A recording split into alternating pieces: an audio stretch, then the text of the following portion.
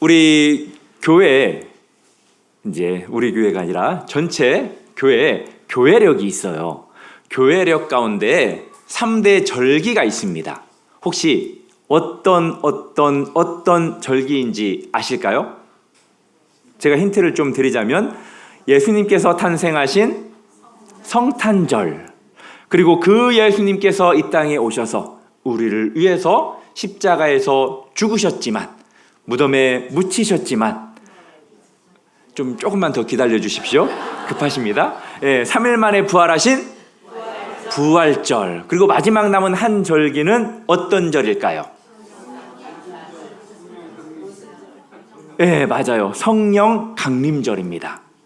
교회력에 있어서 성령 강림절은 너무너무 중요한 절기 가운데 하나예요. 혹시 이 답변, 이 질문 듣고 하기 전에 6월절, 77절, 초막절, 이런 것들을 혹시 생각한 성도님들도 있을지 모르겠어요. 성령 강림절이 왜 중요하냐? 예수님께서 부활 승천하시면서 기다려라, 내가 성령님을 보내주겠다라고 하셔서 그 성령님이 오셔서 무엇이 탄생했습니까? 맞아요. 교회가 탄생되었어요. 그래서 성령 강림절이 너무너무 중요해요. 이 절기가 되면은 이제 오순절과 관련된 그러한 말씀을 보편적으로 교회에서 전합니다. 성령님이 임한 사건이 사도행전 1장, 3장, 2장 어디에 나올까요?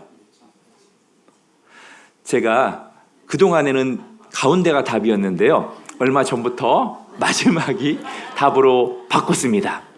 1장, 3장, 2장? 맞아요. 2장입니다. 그런데 오늘은 사도행전 2장 내용이 아니라 오늘 16장 한 간수의 이야기입니다. 우리 성도님들이 어렸을 때부터 신앙생활 하신 분이라면 너무나도 잘 알고 있는 말씀일 거라 생각합니다.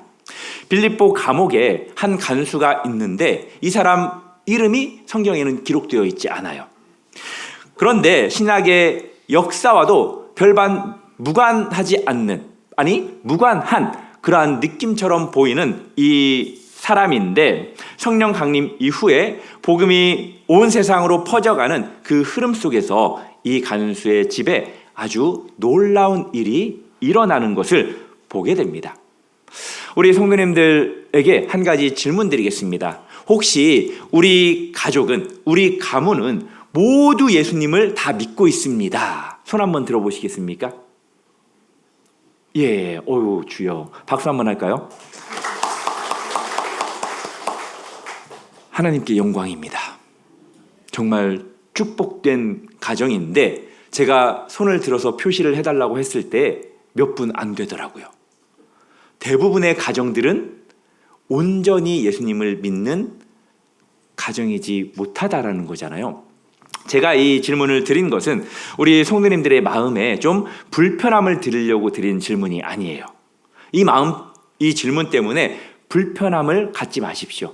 오늘 본문의 말씀을 통해서 우리 성도님들이 소망을 갖기를 주님의 이름으로 축복합니다. 27절을 보면은 간수가 자다가 깨어 옥문들이 열린 것을 보고 죄수들이 도망한 줄 생각하고 칼을 빼어 자결하려 하거늘.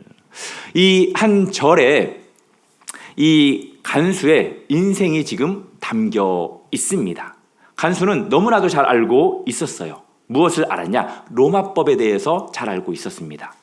로마법에는 지키고 있었던 그 죄수가 도망가거나 온전히 지키지 못했을 때는 어떤 벌을 받게 되냐면, 그 죄수가 받아야 할 그 벌을 대신 받게 되는 그 법이 있었습니다. 자고 있었던 이 간수가 옥문이 열린 것을 보게 되었어요. 당연히 죄수들이 도망갔을 거라고 생각했습니다.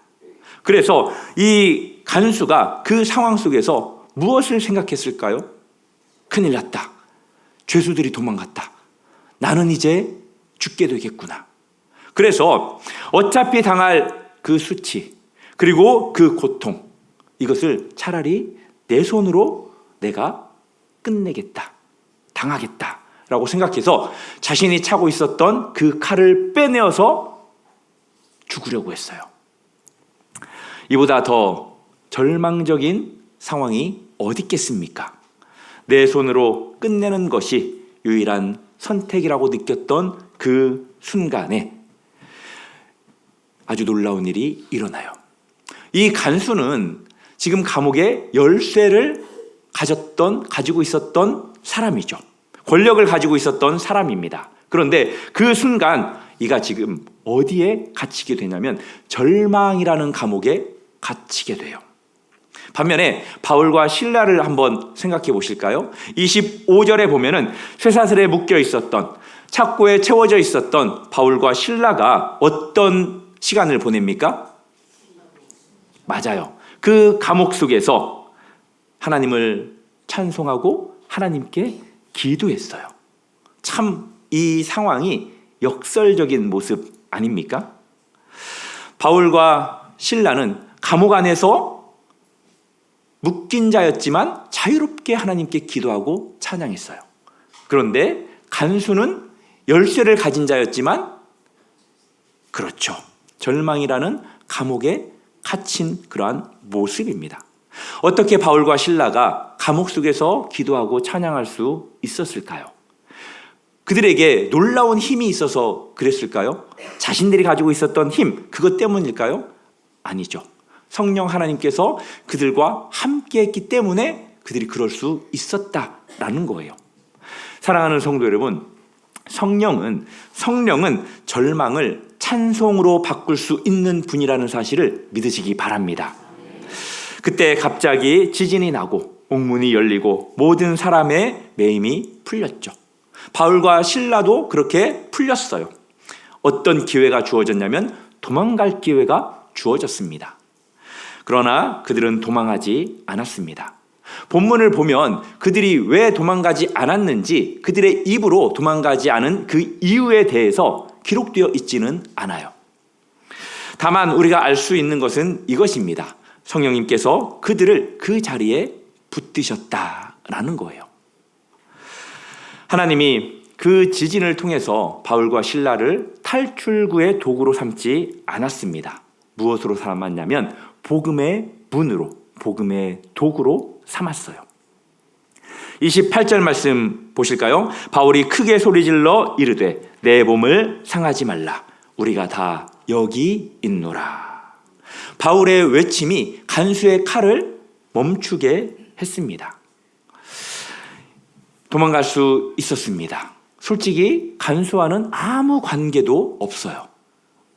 그가 죽든지 말든지 상관하지 않을 수도 있었습니다. 그러나 그 자리에 그들이 남았어요. 머물렀어요.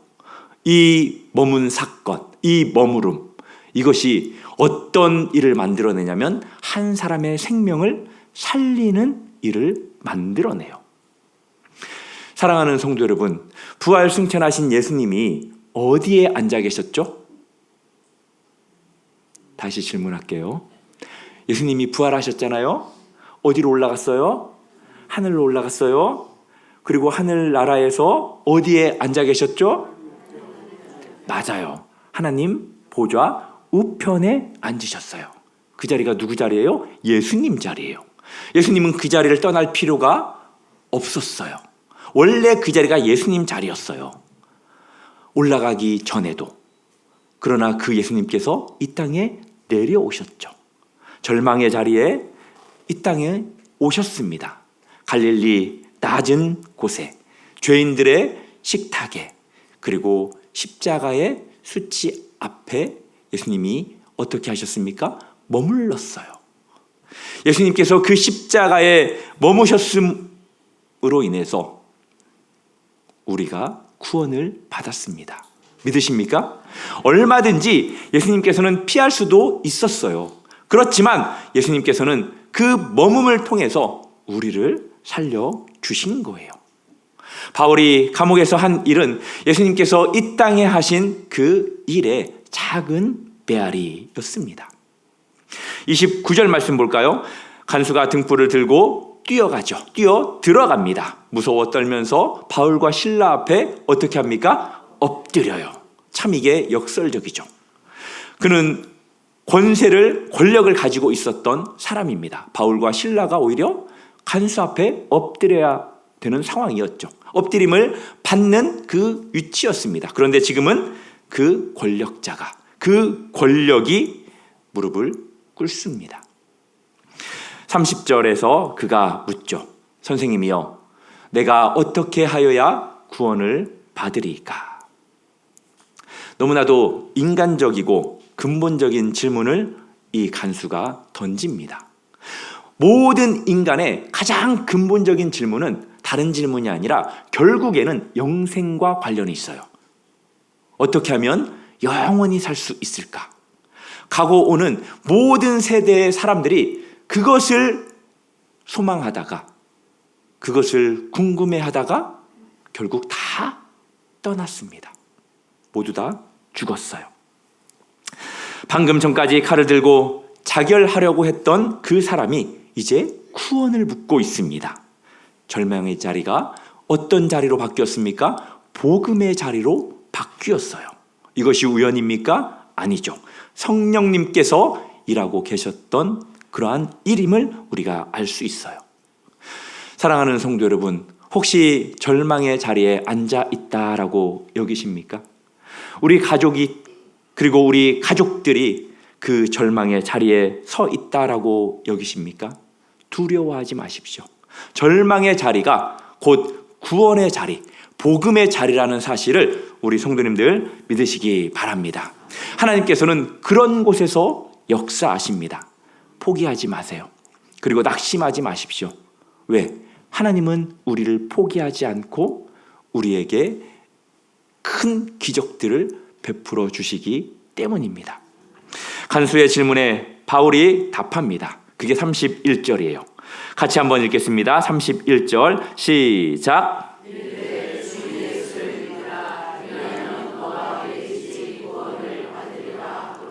아멘. 얼마나 아름다운 복음입니까? 주 예수를 믿으라. 그리하면 너와 내 집이 구원을 받으리라. 오늘 말씀의 핵심 중에 핵심입니다. 우리 성도님들이 이 말씀은 꼭 외우십시오. 간수는 자신의 구원에 대해서 물었어요. 그런데 바울과 실라는 너와 내 집이 구원을 받으리라. 간수를 넘어선 가족에 대한 지금 구원을 선포하고 있는 거예요. 이 언어는 갑자기 여기에서 시작된 것이 아닙니다. 창세기 7장에 보면은 노시성을 가진 한 인물이 언급이 돼요. 노아. 예. 그 노아 시대 때 이 세상에 무엇이 일어났죠? 홍수가 일어났죠. 그래가지고 다 하나님께서 심판을 계획하셨던 그러한 사건 앞에 하나님께서 이 노아의 의로움, 그것을 기억하시고 어떻게 하십니까? 노아만 방주로 들여보냈습니까? 아니죠. 창세기 7장 1절에 보면은 너와 내 온 집은 방주로 들어가라. 노아의 그 의로움, 그 믿음, 이것으로 인해서 온 가족이 구원을 받았어요. 출애굽기에 보면은 한 기생, 홍합 아니고 라합, 그 기생 여리고에 라합도 이방인이었고 기생이었지만 신앙의 역사와는 아무 상관이 없었지만 정탐꾼을 믿음으로 받아들였을 때 정탐꾼이 이야기했죠. 여호수아 2장 18절 하반절입니다. 같이 한번 읽어보지 않고 제가 읽어드리겠습니다. 붉은 줄을 창문에 메고 내 부모와 형제와 아버지의 무엇을? 온 가족을 내 집에 모으라. 그리고 여리고가 무너졌습니다. 결국 라합과 그 온 집안이 구원을 받았죠. 너와 내 집이 구원을 받으리라. 이 말씀은 하나님께서 처음부터 써오신 독특한 방식이에요. 노아에게, 라합에게, 그리고 오늘 본문 빌립보의 이름 모를 간수에게. 이것은 사도행전 전체에 흐르는 복음 전파의 한 패턴이기도 합니다. 사도행전 10장에 보면은 고넬료라는 인물이 나와요. 이 고넬료가 예수 그리스도를 믿었을 때의 그 가정이, 온 집안이 성령을 받습니다. 그리고 나중에 세례를 받아요. 그리고 오늘 본문 앞부분에 루디아라는 여인이 나와요. 그 가정을 통해서 온 집이 다 세례를 받아요. 그리고 오늘 이 간수 때문에 온 가족들이 세례를 받고 구원을 받습니다. 성경은 이것을 뭐라고 표현하냐면 오이코스 복음화라고 해요. 오이코스 들어보셨죠? 집, 가족 전체를 포함하는 그러한 단어입니다. 오이코스. 이것 정도는 신앙생활 한다고 하면 기억하면 좋을 것 같아요. 복음은 개인에게 멈추지 않습니다. 복음은 가정을 향해서 달립니다. 믿으십니까? 그런데 우리가 한 가지 중요하게 짚을 건 뭐냐? 복음은 한 개인에게 머물지 않고 가정을 향한다라는 것. 이것 때문에 그러면 우리 가족들이 자동적으로 다 예수 믿겠네? 다 구원받겠네? 그것은 아니라는 거예요. 구원은 개별적입니다. 개인적이에요. 그런데 보편적으로 제가 신앙생활하고 또 사역을 해보다 보면은 한 믿는 사람을 통해서 그 가정에 구원이 이루어지는 경우를 종종 봅니다. 그런데 그렇지 않은 경우도 있더라고요. 그래서 우리 성도님들은 그 사실을 기억하시고 계속해서 기도해야 돼요. 믿으십니까? 32절을 볼까요? 주의 말씀을 그 사람과 그 집에 있는 모든 사람에게 전하더라. 온 가족이 다 구원받을 수 있도록 바울은 간수뿐만이 아니라 그 가족들 한 사람 한 사람에게 복음을 전했습니다. 그 말씀을 통해서 온 가족이 결국 구원을 받게 된 거죠. 그 말씀을 통해서 예수 그리스도를 마음으로 믿고 입술로 구원자로 고백한 거예요. 우리 성도님들, 믿는 한 사람으로서 가정에서 나의 그 믿음이 중요하다라고 여기십니까? 아니면 그렇게 중요하지 않은 것처럼 여기십니까? 어떤 사람은 그렇죠. 내가 지금까지 믿었는데 별로 중요하지 않은 것 같다라고 생각하는 분도 있을 거고, 중요하지, 너무너무 중요하지 라고 생각하는 분도 있을 거예요. 제가 고린도전서 7장 14절 말씀을 통해서 말씀을 전했던 적이 있었습니다. 그때 예배에 나오신 분들은 기억하시겠죠. 우리가 한번 저 말씀을 읽어볼까요? 시작.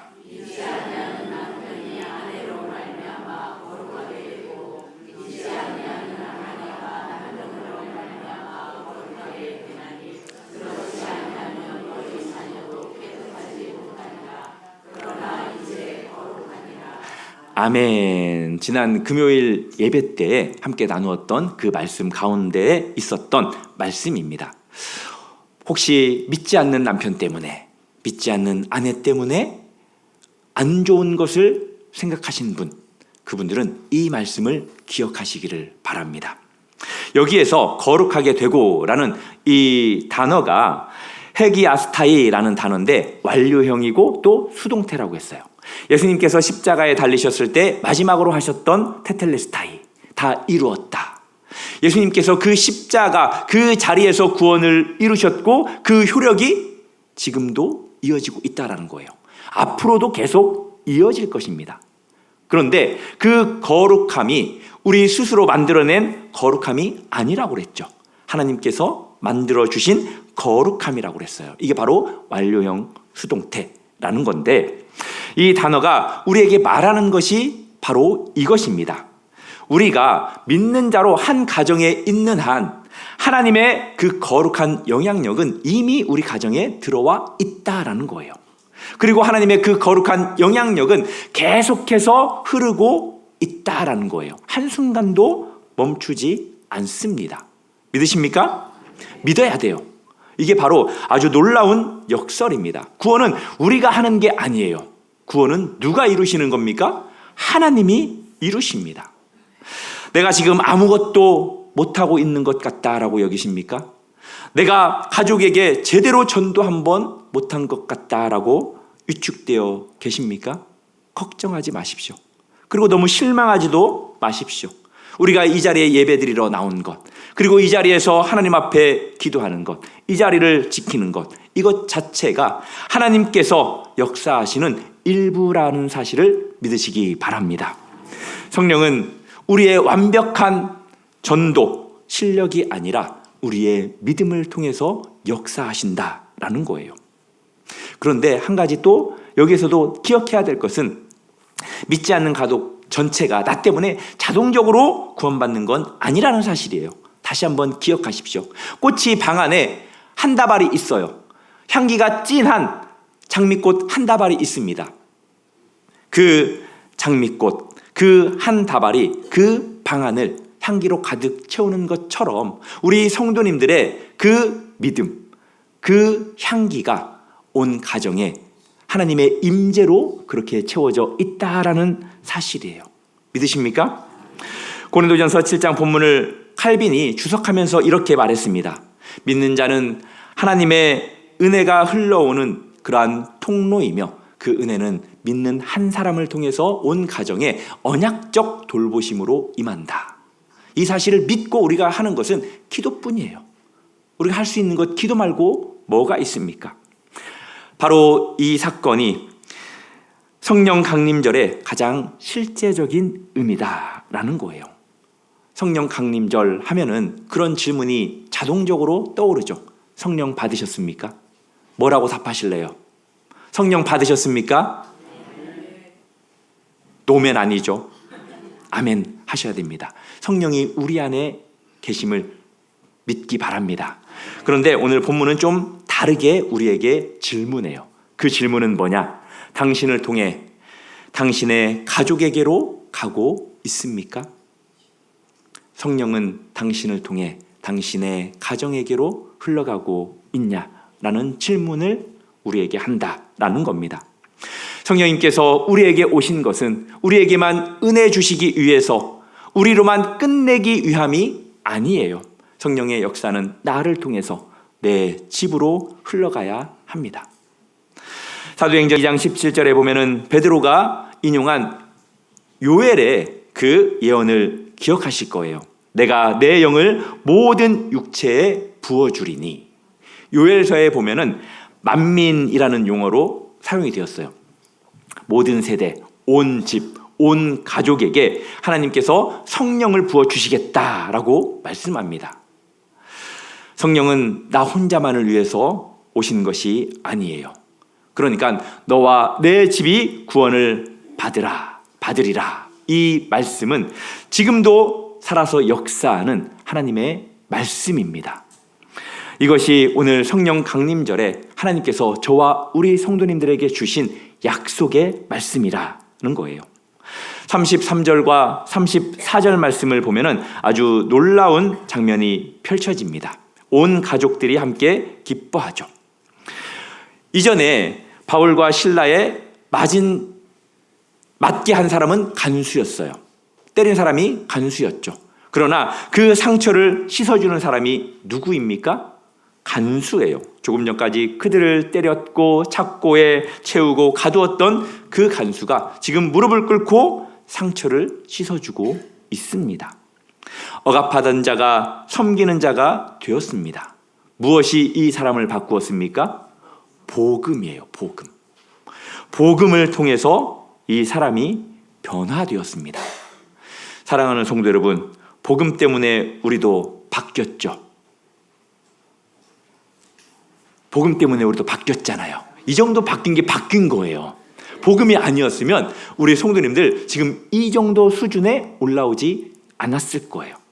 그런데 이 모습은 예수님께서 이미 보여주신 모습입니다. 마가복음 5장에 보면은 12의 혈육병 걸렸던 그 여인 이야기가 나와요. 이제 이것도 제가 이전에 좀 말씀을 통해서 함께 나눴는데, 레위기 정결법에 보면은 혈류증 환자는 부정한 자였어요. 부정한 사람이 만지는 모든 것들은 거룩하게 되는 게 아니라 부정하게 되었어요. 그런데 그 여인이 예수님의 옷자락을 만졌습니다. 어떤 결과가 나와야 돼요? 예수님이 부정하게 되는 결과가 나와야 되는데 어떤 일이 생겼습니까? 정반대의 일이 생겼죠. 여인의 혈류가 즉시 멈추었습니다. 부정함이 예수님께 옮겨간 것이 아니라 거룩함이 여인에게 흘러 들어갔어요. 사랑하는 성도 여러분, 그리스도 안에서는 부정이 전염되는 것이 아니라 거룩함이 전염된다라는 것을 믿으시기 바랍니다. 예수님의 거룩함은 죄보다 강하다라는 거예요. 이것이 바로 이 시대를 살아가는 우리에게 새 언약의 선언입니다. 그런데 참 우리의 삶은 어떻습니까? 잠깐 돌아봤으면 좋겠어요.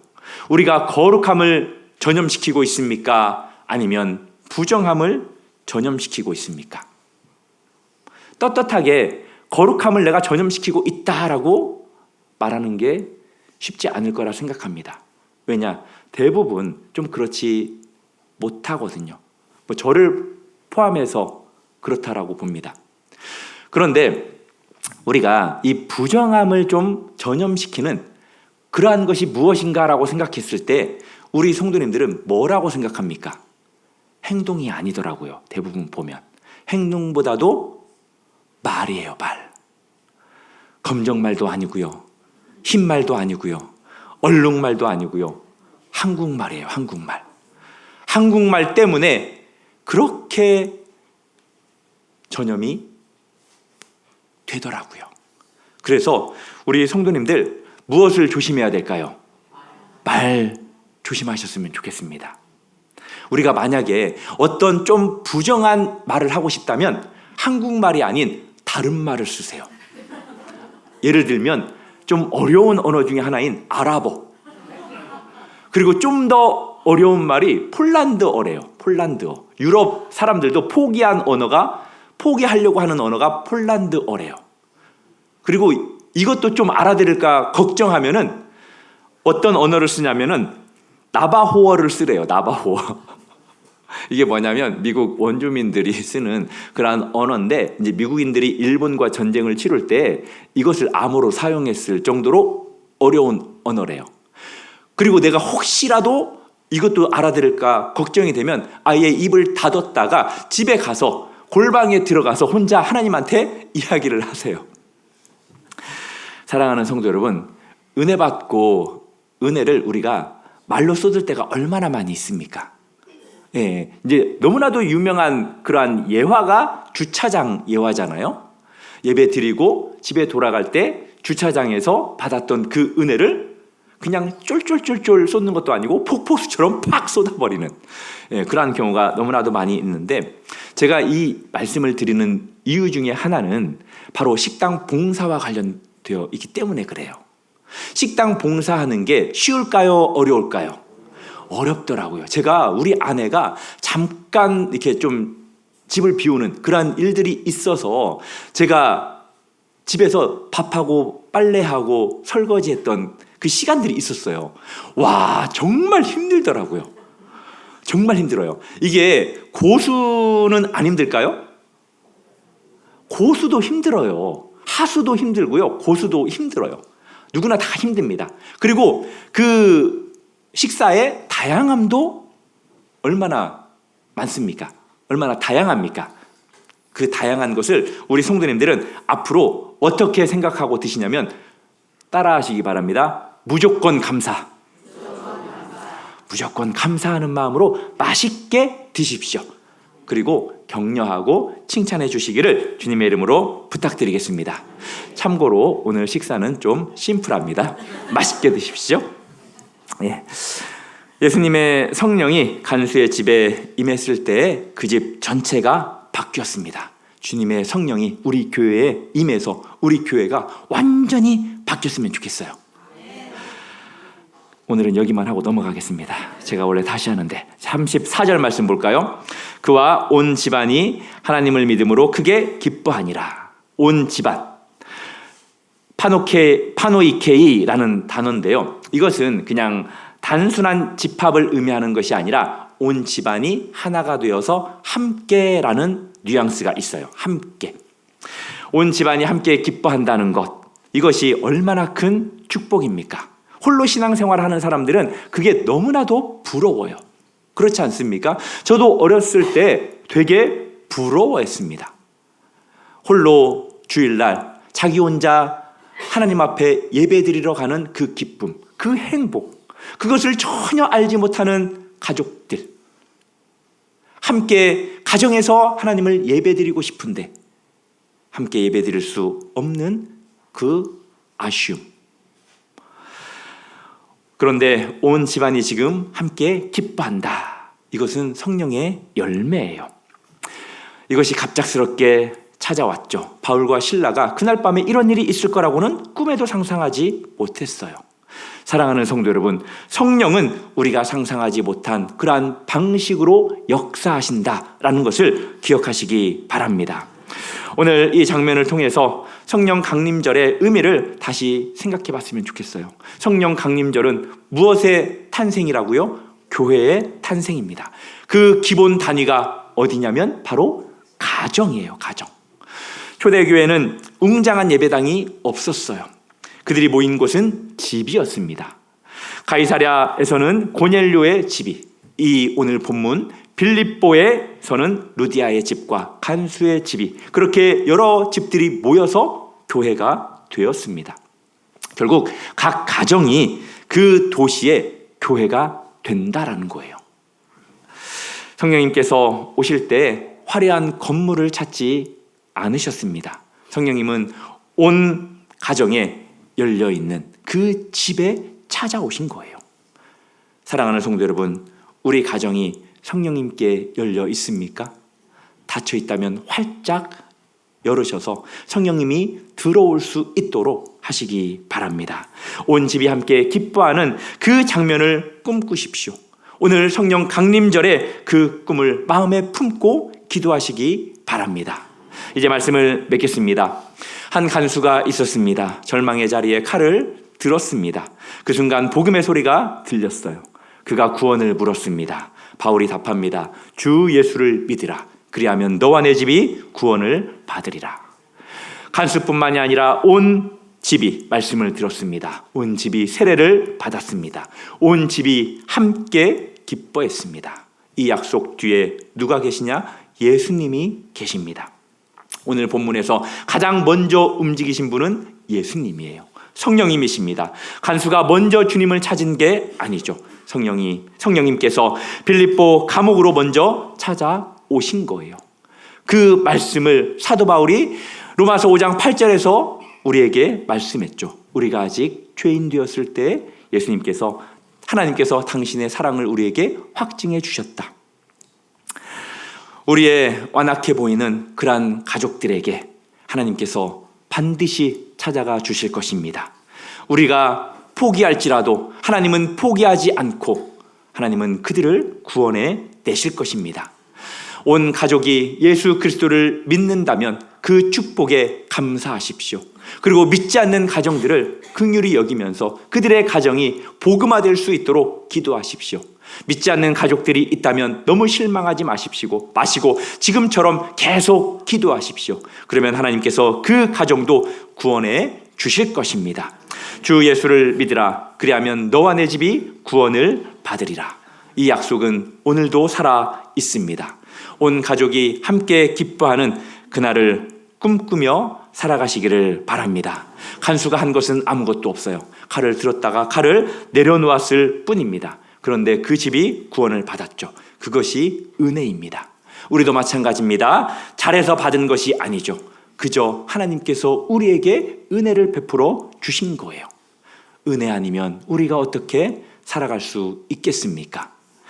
지금 그 마음으로 은혜 아니면 살아갈 수가 없네. 함께 찬양하겠습니다.